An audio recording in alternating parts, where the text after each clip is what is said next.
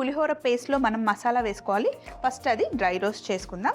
దానికోసం మనకి ధనియాలు కావాలి. 1 స్పూన్ ధనియాలు, అలాగే 1 స్పూన్ మెంతులు కొంచెం తక్కువ, అలాగే ఎండుమిరపకాయలు, ఇందులో కొంచెం శనగపప్పు, ఇంకా కొద్దిగా మినప్పప్పు. ఇప్పుడు ఇందులో కొన్ని నువ్వులు వేసుకోవాలి. కొంచెం కరివేపాకు కూడా వేసేద్దాం. ఇలా వేయించుకున్న వీటిని ప్లేట్లోకి తీసేసుకుందాం. చల్లగా అయిన తర్వాత మిక్సీ పట్టుకోవాలి. అయితే పులిహోరకి ఎప్పుడు నువ్వుల నూనె బాగుంటుంది. అండ్ నిలువ పెట్టుకునే పేస్ట్లో ఎప్పుడు నూనె కొంచెం ఎక్కువగానే ఉండాలి, నిలువ ఉండాలి కదా. అందుకని ఫస్ట్ ఆవాలు, అలాగే పల్లీలు కొంచెం వేగాక ఇందులో శనగపప్పు ఇంకా మినప్పప్పు వేసుకోవాలి.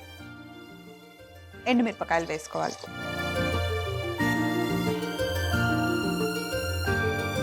పులిహోరలో ఇంగువ చాలా ముఖ్యం. తాలింపులో ఇంగువ ఖచ్చితంగా వేసుకోవాలి. కరివేపాకు, ఇంకా పసుపు,